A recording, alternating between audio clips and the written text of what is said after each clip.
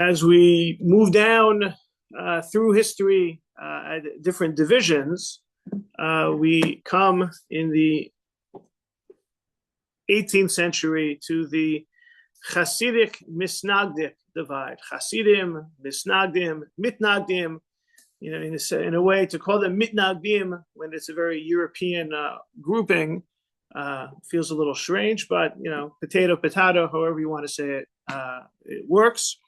I would say many of us are familiar with Hasidim, whether it be the clothes or whether it be the spirituality. Certain groups in particular stand out: Chabad Lubavitch, Breslov, and you know, there certainly is the role that they played, particularly in our current milieu in terms of post-World War II, in the growth in the last 75 years and the influence and the like. I would also say that for many, there's this merging of the ultra-Orthodox Hasidic and non-Hasidic. You know, I like to say, who won? In many ways, Hasidim won because everyone seems to be merging under the Hasidic rubric, or at least stereotype. There is an anecdote about asking a Hasidic Rebbe about who won the Chasidim and the Mitnagdim, and he said, there are no Mitnagdim, but there are also no Chasidim. And by that he meant there's been really a blending of the ethos of both movements.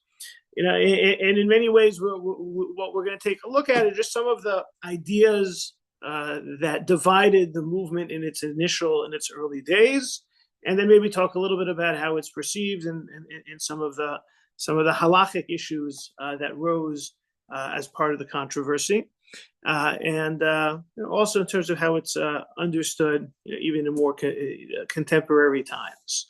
You know, of course, with the Hasidic movement, we talk about the Baal Shem Tov, Rabbi Yisrael Baal Shem Tov, who a lot has been obviously discussed and studied, but even historically, they've identified his name and his official title in the rolls or records or census documents of the communities in Eastern Europe, Poland, Ukraine. You know, things were changing hands a lot, or weren't really so much part of other countries back then. I would say, you know, in many ways, Rabbi Yisrael Baal Shem Tov is the founder. He didn't have any writings; he had disciples, and they spread his message. And many would say that the Vilna Gaon, Rabbi Eliyahu of Vilna, is the main protagonist in the opposition of the Mitnagdim. And you know, it's important to point out the kind of what was going on in the world, you know, at this time that led to the as the Hasidic movement emerged. It didn't emerge in a vacuum. You know, a lot of, you know, as we'll see when we start looking at the sources in a minute, you know, the Hasidic movement didn't really invent things. They just accentuated things. They focused on things. They prioritized certain values. But you know, what needs to also be pointed out is if the Hasidic movement emerges in the 18th century, right? Baal Shem Tov was born in the year 1698. You have to also keep in mind what had been going on in the Jewish world in the previous century. Right, in the previous century, you have a rise of, or a growth, or a more of attention being paid to Kabbalistic studies, the idea of Jewish mysticism. And again, Jewish mysticism isn't of itself apart from Judaism. It's not specifically separate. Right? Jewish mysticism, as we'll see, you know, one of our sources comes from the prophet Yeshaya.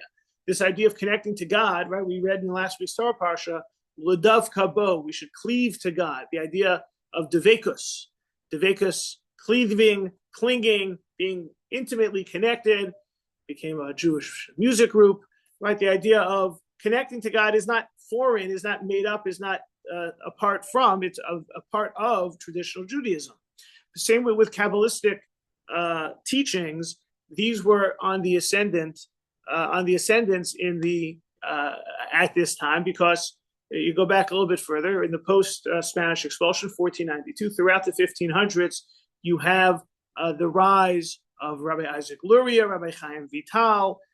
Jewish mysticism is becoming more popularized, and part of it is in search of a way to recover from the distance the Jewish community felt after 1492. There were all sorts of Jews who had accepted Christianity, were looking for a way back, were looking for ways to connect to God, and Jewish mysticism provided a vehicle for that. So that's going on throughout the 16th and 17th century. You move into the 17th century, you have a couple of events that greatly impacted the whole rise of the Hasidic movement as well as its opposition. You have the Khmelnytsky massacres in Eastern Europe in 1648, 1649, which 100,000 Jews were slaughtered, communities destroyed.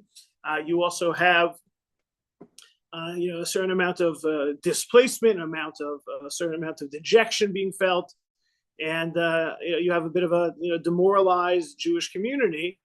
That the positive messages of the Hasidic movement became very much welcome, so you have that aspect of it, right? And this is coming also in the aftermath of Shabtai Tzvi, the false messiah, who emerges as a false messiah really in the aftermath of that 1648, 1649, right? He, once the Jews have been pushed back and demoralized, the potential of a Mashiach sounds pretty good, and many people linked on to Shabtai Tzvi, and a lot of charismatic leadership. His quote-unquote prophet, Natan HaAzasi, Nathan of Gaza, was utilizing Kabbalistic wisdom. And of course, once that movement was brought down with his conversion to Islam, even though he said that conversion to Islam was for him to bring up and transform Islam into something different. In any event, that was a major blow for the Jewish community. So, having Kabbalistic studies on the rise or being more prevalent, having a Jewish community demoralized by Khmelnytsky massacres, having them disappointed by Shabtai Tzvi being a false messiah. As the community emerges from this, you have those who are trying to circle the wagons to some extent, and let's focus on what Jews have always focused on, Torah and mitzvos. And then you have those who are okay with that, but that's not really, they're not the learned part of the population. You don't have really outlets or vehicles to inspire those Jews for whom this is not as inspiring, right? The communal dynamic is very different. You're part of the community. You don't have ways out of the community, but it is in this environment that the Baal Shem Tov and his followers emerge on the scene, and it's kind of like the way forest fires start. There's a lot of dry tinder, and it's ripe for a conflagration, and that is what happens. And especially becomes popular among the more simple Jews, the shtetl Jews, parts of the landscape that were less sophisticated in general in Eastern Europe. And even though each Hasidic leader, rabbi, rebbe, there are different models. For example, we're going to look at Rabbi Shneur Zalman of Ladi, who had originally been a very classically trained Talmudic scholar. The way the story goes is that he was trying to decide where to further his studies in religious development, and he could have continued the yeshiva path, but he said to himself, Torah, I know how to study. Divine service of God, davening, I don't know what to do. So he went to the Maggid of Mezrich and ultimately became part of the Hasidic movement.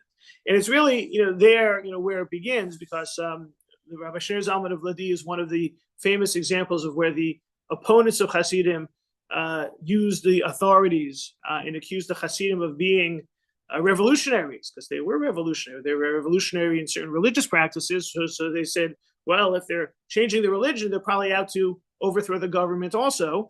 And some of the Mitnagdim were able to have Hasidic rabbis thrown out of office or imprisoned, and very famously, Rabbi Shneur Zalman of Ladi was imprisoned. So, in source number one, you have a quote that is attributed to Rabbi Shneur Zalman of Ladi because he was arrested for this revolutionary activity, and his interrogation included the question, "What is a Chassid, and what makes them different?" And so he allegedly said, "There are souls more inclined and related to Torah, and there are souls more inclined related to prayer. The distinction we find already in the Talmud. Today, too, those who follow the Gaon of Vilna are souls innately related more to Torah, and those who follow the Baal Shem Tov as the disciples are souls innately related more to prayer. Right, and so this is something you would expect him to say. That is his role, but this is not anything necessarily new. It has to do with certain areas of where people would focus, certain spiritual priorities and the like, certain emphases. And so for example, source number 2, Kol atzmosai tomarna Hashem yichamocha. It's a verse that we see in the Nishmas prayer on Shabbos morning. All of my bones shall say, God, who is like you. And this is the idea that was incorporated by the Hasidic movement. This is why they shuckle a lot. This is why they dance and sing a lot. Right? We're not just supposed to serve God with our mouths or our hearts. We should use all of our bodies. I recall Rabbi Shlomo Riskin of Efrat likes to tell the story, of his early days in Lincoln Square Synagogue, where it was a very less affiliated, less observant crowd. And one of the congregants said to him, Rabbi, I may not keep Shabbos or other ritual observances, but I'm Jewish in my heart. And Rabbi Riskin says, I think you should go see your cardiologist because you're putting a lot of stress on your heart if you're only being religious with your heart. You should be religious with the other parts of your body as well. But this idea of a more holistic approach to Judaism is Kol atzmosai tomarna, or source number 3, as it's interpreted in the Sanhedrin, God desires the heart, right? Rachmana liba ba. Judaism should not be sterile. It should not be cold. It should be impassioned. And here we're going to start to get to one of the unique theological aspects of the Hasidic movement. So very famously, we say it as part of our Kedusha every day.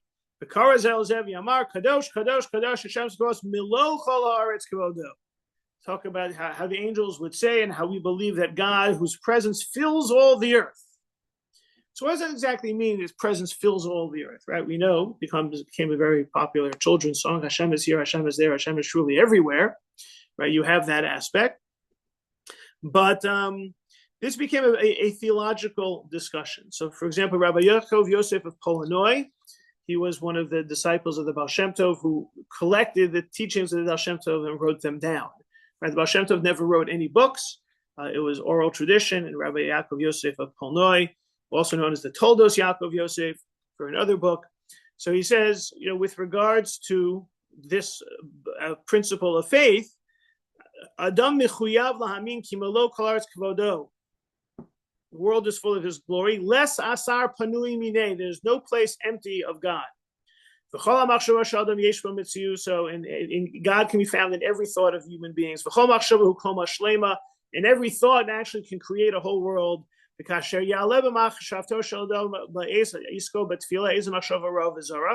if every thought can connect to the divine, what about the bad thoughts?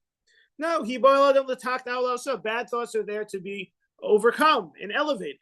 If you don't believe that God can be found in everything and everywhere, in every thought, that basically you have therefore minimized, you've limited God's potential existence, right? The idea that Hashem has to be everywhere, right? Rav Dov Ber of Mezrich, the Maggid of Mezrich has the same idea, right? That even in less positive things, in negative thoughts, right? The idea is we battle against the negativity to find ways of pushing it aside or elevating it. And Rabbi Yisrael Baal Shem Tov collected in the Keter Shem Tov his collections of teachings. Here we have the idea of Devekus. Source 7 is a great thing to keep in mind always that you are with the Creator and that He surrounds you on all sides. As it is written, happy is the man who when he thinks not of God, considers him as a sin. This means that the instant you stop thinking of God, your attachment to God, you incur a sin. You should be so attached to God that you won't need to reconsider from time to time that you're with Him. You should fulfill the verse, I've set the Lord before me always. Shivisi Hashem l'negdi sami. This idea that Hashem is to be found in everything, all the time, everywhere, and the like. This created a little bit of a difficulty because it can border on the idea of pantheism. God is everything. Chasidim would push back and say, no, God isn't everything. God is within everything. This is what we call panentheism. But really, this idea of trying to say God is here and God is there and God is truly everywhere, within everything, all around, always with me, even when I'm not thinking the right things, and even when I'm doing the wrong things, it's all God to be found, was a point of departure between the Chasidim and the Mitnagdim, their opponents. And it's really a dispute within Kabbalah, within Jewish spiritual mystical thought. This idea of, when we talk about the idea of, if God is infinite, how can an infinite God create a finite world? It's like, can God create a rock that is too heavy for God to lift? So I usually say yes, and then God lifts it, because it's a perpetual cycle of motion or continuation. But so, for example, if God is everywhere, then how can we exist? And this actually is a very broad and deep topic within Hasidic thought in terms of what is reality and how much of reality is true reality, and are we alive or are we within God's essence? A lot of matrix stuff can be found there. But we often say that, basically, if God is everywhere, where do we exist? So there was a tzimtzum. To some extent, God withdrew. And in some ability, God was able to create space for the finite to create within God's infinity. And along that analogy of the heavy rock, there was this discussion amongst the with regards to this idea of this tzimtzum. The Chasidim, to some extent, say, this place God pulled back, but God is still found.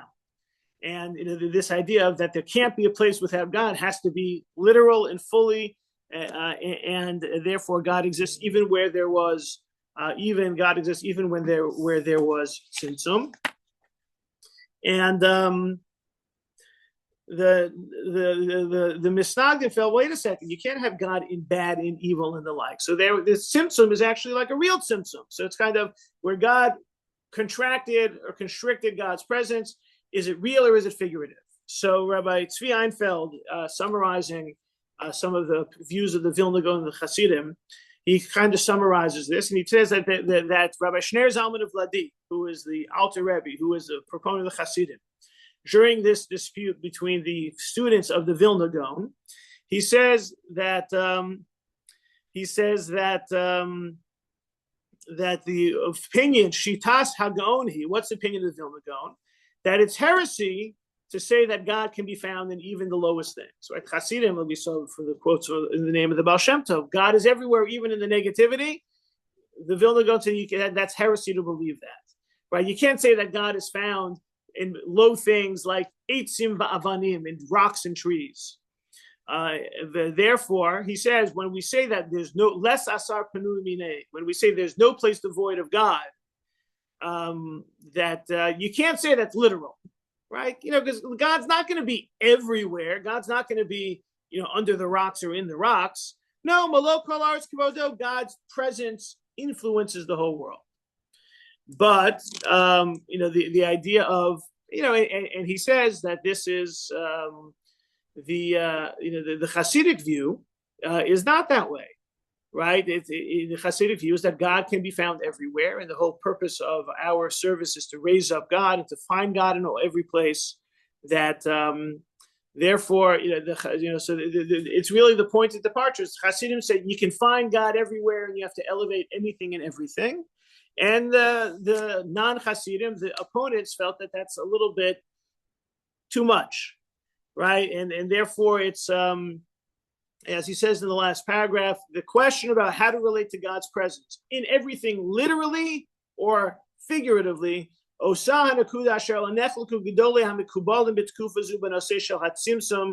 it's kipshuto or lo kipshuto.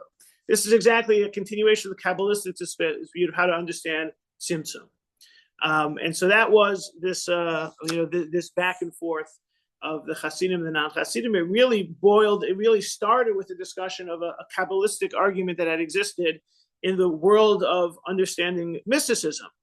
But it turned into different approaches. Again, if the Hasidim have a more expansive view that God is literally everywhere, then you'll seek out God in all little things and all different types of actions, even if they don't necessarily are the traditional religious actions. The idea of finding God more in prayer than in Torah, or finding God more in physicality than only in spirituality. It makes you more aggressive in being able to try different things. So that was kind of this point of departure on a Kabbalistic principle that led to very different worldviews. Questions or comments, and we'll look at a couple other of the differences. That it wasn't just about a religious spiritual principle; it turned into a little bit of a social principle as well. So one of the other aspects that where the Chasidim placed a lot of emphasis, first, God is everywhere and within everything, and all of our activities can be found useful in elevating things spiritually. They attach a lot of significance to the spiritual leader, the Rebbe or the Tzaddik, right? The idea of the righteous individual. And in many ways, Judaism believes that everyone has access to God. Within the Hasidic worldview, especially if there needs to be a lot of seeking out ways to elevate things, right? If you let people do that on their own, that could be dangerous. One that was really, look what happened with Shabtai Tzvi. So Shabtai Tzvi, this charismatic leadership, led the Jewish people astray. So you need to have the right kind of leadership. Now, who decides what the right kind of leadership is? And the emphasis of the way that the Chasidim interpreted Kabbalistic principles and emphasized these Kabbalistic principles, that was off-putting to the non-Chasidim, the Mitnagdim. And their emphasis on charismatic leadership was also off-putting because they saw within the Hasidic movement, once again, the possibility of Shabtai Tzvi. Shabtai Tzvi used mysticism, and he was a charismatic leader, and he started to change things, and that ended up very badly, so they were heading in the same direction. And the Hasidic approach, in some aspects, this is not across the board. Again, nowadays, we have a bit of a distorted picture because we've kind of had a merging of the Hasidic and non-Hasidic worlds, and both sides have taken on the other. So, for example, the Hasidim have toned down the emphasis on the Kabbalistic emphases, and they've adapted more into traditional Jewish practice and ritual and seen that as a priority. In the non-Hasidic world, they've kind of elevated the role of rabbi as also being of significance, not just being the Hasidic Rebbe. But Rabbi Yaakov Yosef Polnoy talks about this idea that there is a difference. There's a spiritual difference between the common people and the tzaddik. The common people are in the idea of smallness, while the tzaddikim are in the category of godliness, greatness, expanded consciousness. When the common people join themselves to the tzaddikim, they experience the mystery of godliness.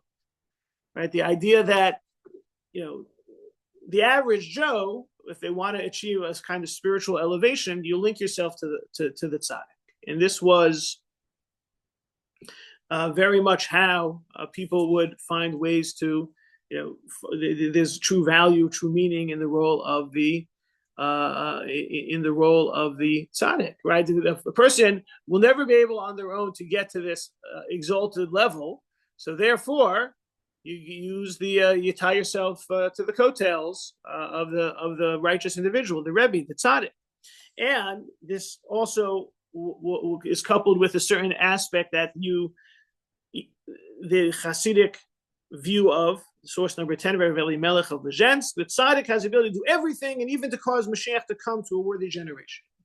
Right? This wasn't just the idea on a spiritual level that you need this, you can join the tzaddik, but there was a kind of self-importance attached to the role of the tzaddik, that the tzaddik is not all-powerful in the way of God, but all-powerful spiritually and can really do anything and everything in a spiritual plane. And this, as mentioned by Rabbi Shochet in his article, source number 11, the common Hasidic practice of placing kvitlach, notes, at the Rebbe Tzaddik's tomb is therefore quite understandable. The kvittel frequently took the form of a piece of paper detailing the needs and requests of the petitioner and listing the names of those in need of the Rebbe Tzaddik's blessing. It was often accompanied by a pidyon, literally redemption, given as a gift to the Rebbe Tzaddik. The pidyon was perceived as possessing redemptive powers and later became known as a pidyon hanefesh, where it was believed to be efficacious in redeeming the soul of the donor. The Rebbe's Tish was frequently characterized by Hasidim enthusiastically partaking of shirayim, the Rebbe Tzaddik's leftover food. Hasidim believed that such edibles contain magical powers that had been touched and sanctified by the Rebbe Tzaddik. Shirayim were believed to be a segula for the ill. In the verse, "He will bless your bread," Beirach Lach Mecho was interpreted that as a result of eating the sanctified food, God will remove all disease from your midst.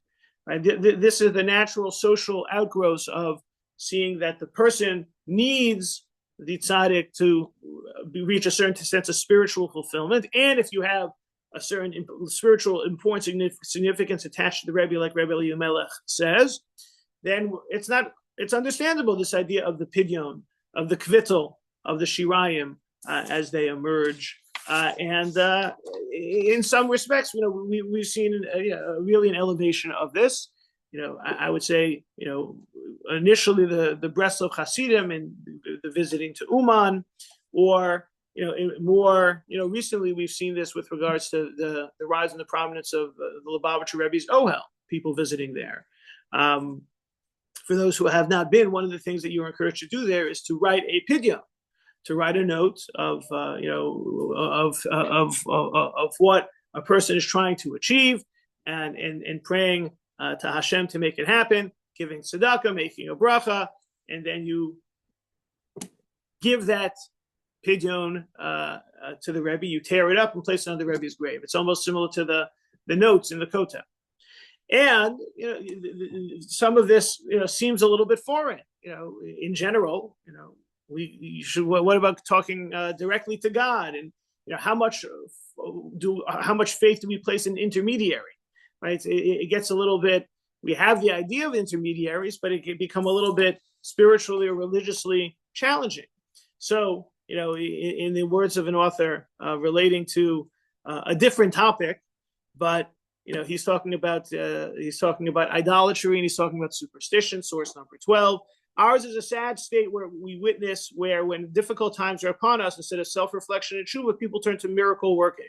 Mikubalim, Rebbe's, Gedolim. As the community's economic well-being has grown, the new phenomenon of traveling to Uman, Meron, Lezhens, other such places become fashionable. The proliferation of Tilim Cubs, pamphlets of prophets' protection by Gedolim, prayer in return for contribution to tzedakah organizations, and other such talisman type of behaviors have become mainstream and accepted, nay, encouraged.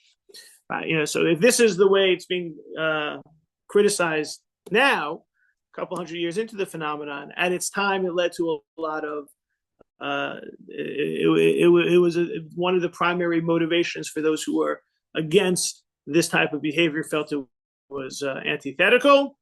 The fact that 200 years later, and the proliferation of such behavior seems to indicate that there's an audience for this type of tradition, and it's become even more entrenched. So we have, with the rise of the Hasidic movement, you have really genuinely a theological dispute that can be found in terms of how to understand certain spiritual Kabbalistic issues in terms of God's presence. Is it literally everywhere or figuratively everywhere, and how that works in terms of engaging in the physical world, the inanimate world, and in terms of behavior that seems to be less traditional. Can we find or elevate God in there? We also have a point of departure with regards to the role of the charismatic Rebbe, Rabbi, Tzaddik figure. And there were, as we'll see, some significant pushback. In fact, you see source number 13, the ban, the cherem against the Hasidic movement in Vilna in 1772.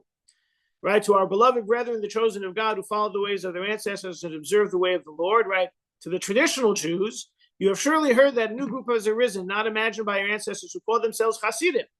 It's an interesting question. Who named them the Chasidim? It seems like the opponents named the Chasidim the Chasidim. It's sort of like the Orthodox, right? The Orthodox we didn't call ourselves Orthodox. That was a name that was put upon us by those who reformed. But so they have the Chasidim. In every city, they form an association of those who lead established synagogues and houses of study, separating themselves from the community, and the earth was split open by the uproar of their house of prayer. Their practices are different. They've changed the liturgy coined by our sages. They've abandoned Torah study and spent their days in frivolous speech and debauchery. They dishonor the famous and extraordinary Torah scholars of our generation. All their days are like holidays. They believe they are rewarded for refraining from Torah study, as is well known. Now, please listen, brothers, take to heart and see the consequences of this sect. Aren't the earlier troubles we had from such sects enough? Referencing Shabtai Tzvi.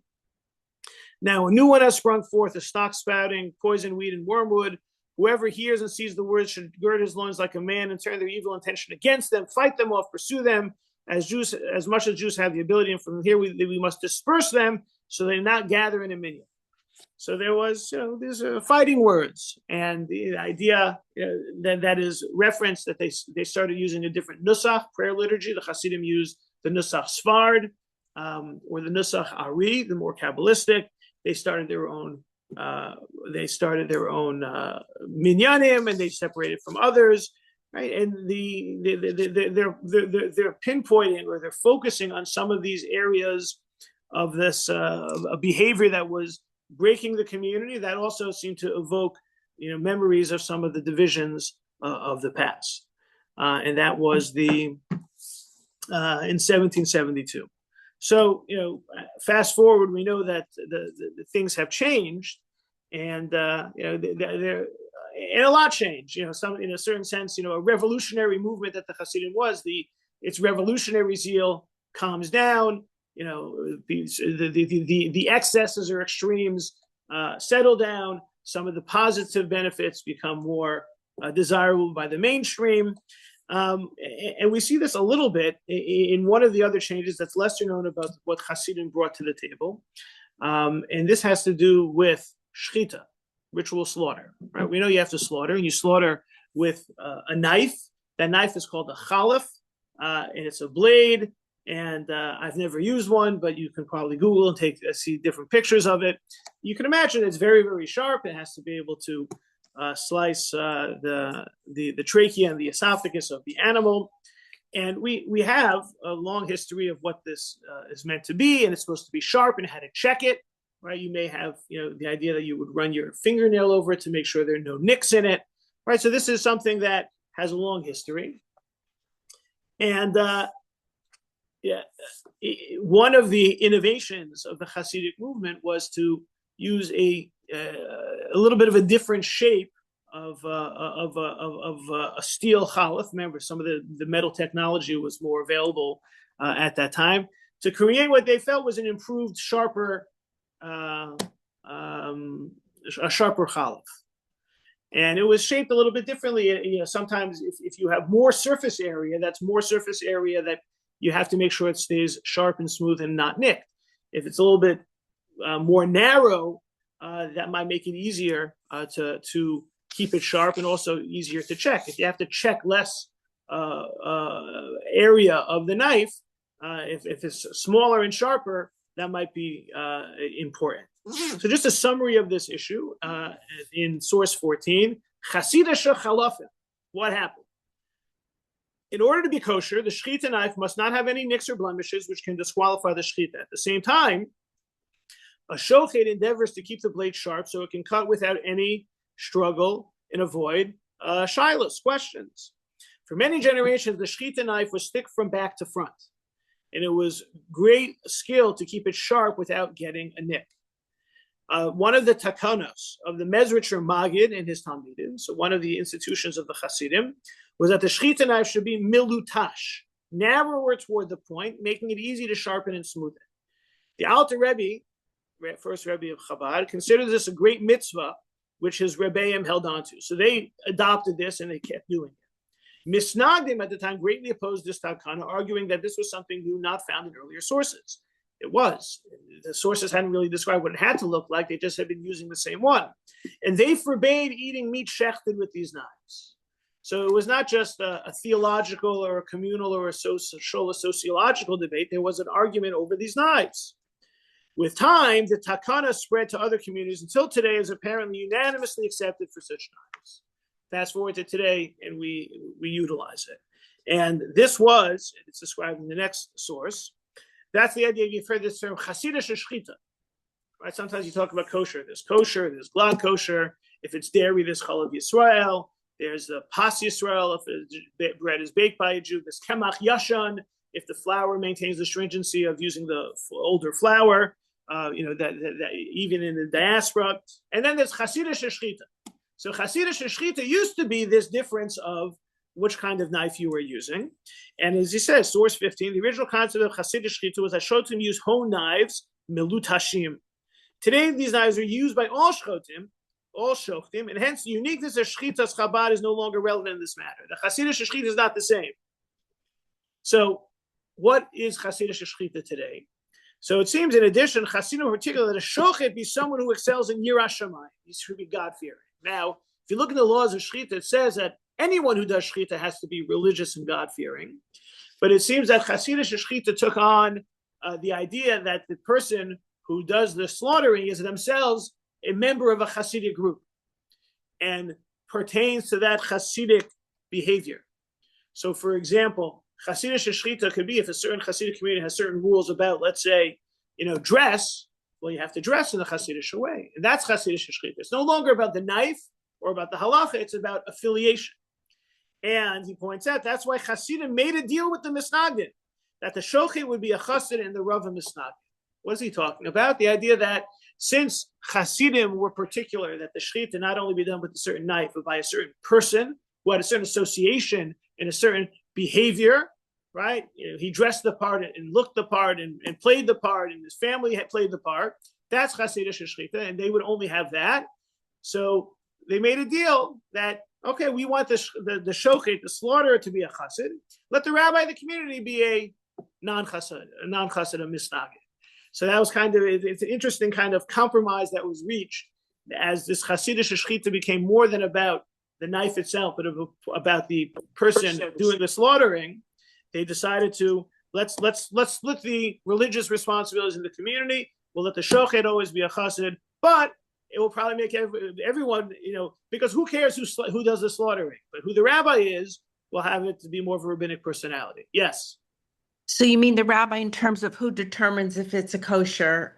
Correct. Or a treifa? Or in smaller communities, he's going back to, if you have a small community that hires a shochet for the whole community, that would be a chassid, but the rav of the community would be a non-chassid. And it was kind of a live and let live, right? Kind of, we need the Chasidish Shechita of the person being a chassid, and that doesn't bother you, so let us have that role. And the truth is, who the rabbi is less important to the Hasidim because they have their own shuls anyway, as well as it's kind of an acknowledgement and accommodation, the fact that we believe in the same laws that you believe in, so you be the Rav, but we have our own unique idiosyncrasies with the Shechita.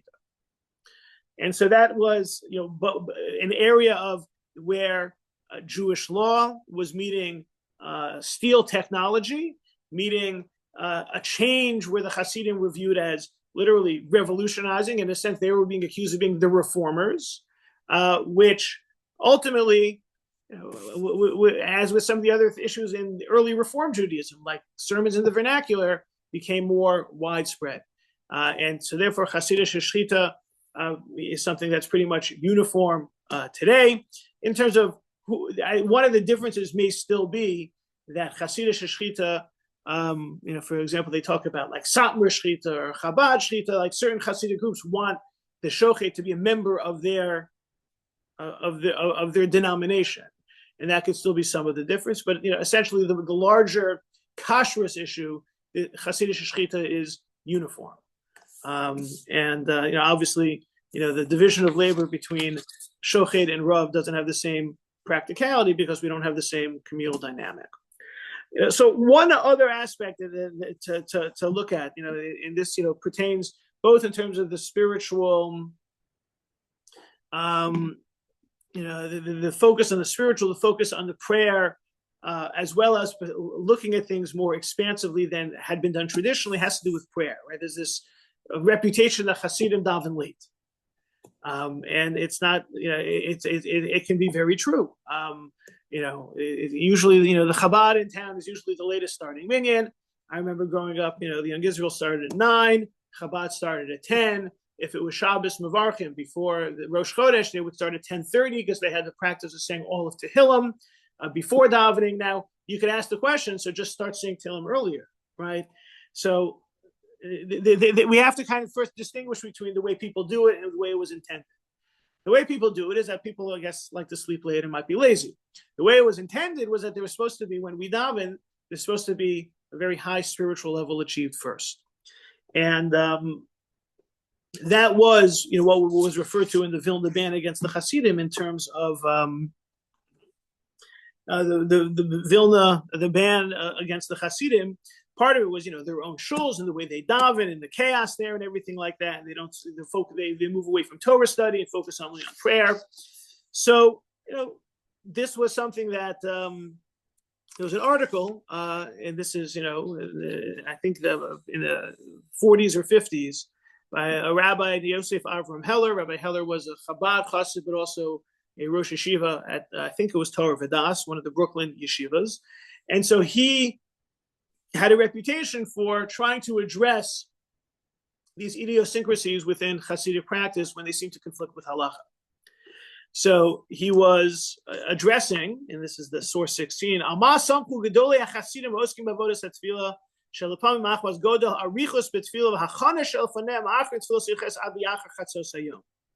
sometimes they would pray past noon. So just briefly with regards to the laws of prayer, you're supposed to daven the morning service, shacharis, before 4 hours of the day. So that's approximately, you have until about 10 o'clock. Sometimes it's earlier, sometimes it's later, because Jewish time, as we know, is not regular time. Jewish hours are determined by the amount of sunset divided into 12 equal parts. Therefore, hours in the summer are longer than 60 minutes. In the winter, they're shorter than 60 minutes. But essentially, by 10 o'clock, you should daven. What if you don't daven by 10? Well, then you've missed your opportunity to daven on time. But the first half of the day until midday is still technically morning, right? It's like, it's the halachic equivalent of AM and PM. So what happens after 12 noon? After 12 noon, no longer is it time for morning services. It's time for mincha. And therefore, if you don't daven the first half of the day, what they say is that you've missed the morning service. You can make up for it by davening mincha twice. This is called tashlumin. So Rabbi Heller is addressing what happens, why is it that Hasidim were known to daven shacharis after midday, right? Again, he says, the Shulchan Aruch says, mifurash, third line, that after noon, you can no longer daven shacharis, right? And it could even be a blessing in vain. So this means the Hasidim were saying God's name in vain. So he says that a few things. He says that it never says explicitly in the Talmud that you can't daven afternoon. That's become the accepted practice, and that's the interpretation. And he says that if you look into all the different sources, you can find variants that may allow you to do it. For example, he quotes the Talmud in Brachos, Kule yami matzli v'azli.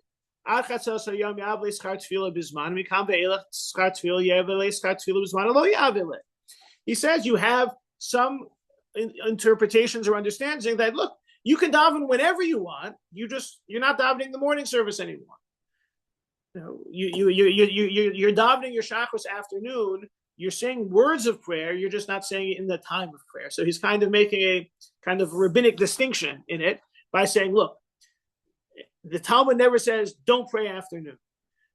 We can find ways of interpreting it, and therefore, we also know that the Talmud does say that prayer, you can't pray. It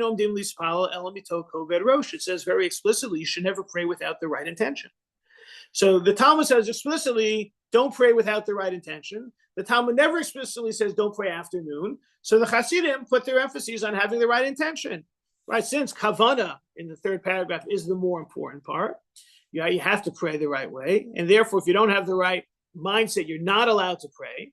So therefore, we have competing interests here, and so the Chasidim have chosen to place the emphasis on the intention. Now, it would seem to be those who try to start having intention at 6 a.m.